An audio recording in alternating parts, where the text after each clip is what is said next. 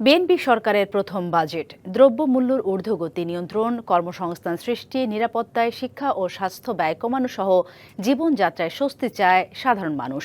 এছাড়া প্রাকৃতিক সম্ভাবনা কাজে লাগিয়ে নতুন সরকার জুৎসই উন্নয়ন পরিকল্পনা গ্রহণ ও বাস্তবায়ন করবে এমন প্রত্যাশা সাধারণ মানুষের।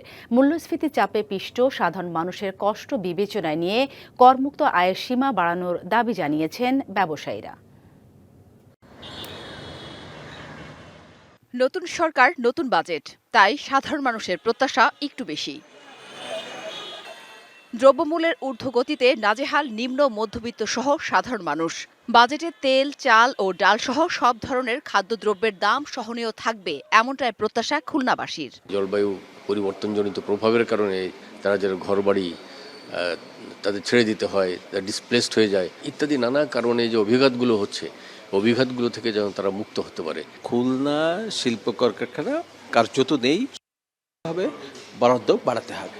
রংপুরবাসীর প্রত্যাশা এবারের বাজেট হবে জনবান্ধব, বৈষম্যহীন এবং আঞ্চলিক উন্নয়নমুখী, যা দেশের উত্তরাঞ্চলের অর্থনীতি ও জীবনমান উন্নয়নে গুরুত্বপূর্ণ ভূমিকা রাখবে।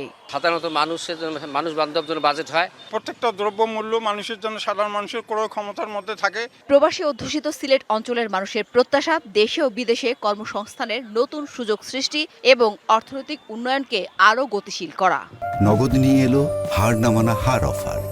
সর্বনিম্ন 10,000 টাকা রেমিটেন্স নগদে পাঠালে থাকছে স্বর্ণের হার জেতার সুযোগ। কৃষকদের যে একটা আর্তনাদ, এটি সরকারের একটু সুনজরে দেখা দরকার।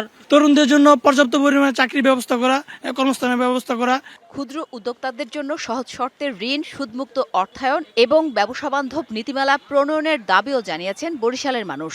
বাংলাদেশের মানুষ কিন্তু কৃষিবান্ধব মানুষ, তারা কৃষিকাজ করতে ভালোবাসেন। সেক্ষেত্রে কৃষিবান্ধব বাজেট হওয়া চাই। এবং মূল্যস্ফীতির চাপে পিষ্ট সাধারণ মানুষের কষ্ট বিবেচনায় নিয়ে করমুক্ত আয়ের সীমা বাড়ানোর দাবি করেছেন চট্টগ্রামবাসী। আমাদের রুটি রোজগারের যে পথটা, আমরা সাধারণ জনগণ সবাই যেন সুন্দর সুশৃঙ্খলভাবে জীবনযাপন করতে পারি। নিত্যপূর্ণ জিনিসপত্রগুলো আছে, সেগুলো যেন আমরা যারা নিম্ন আয়ের মানুষ আছি তারা যেন কম মূল্যে আমরা কিনতে পারি। বাজেটের আকার যাই হোক না কেন, বগুড়াবাসীর প্রত্যাশা একটি জনকল্যাণমুখী বাজেটের।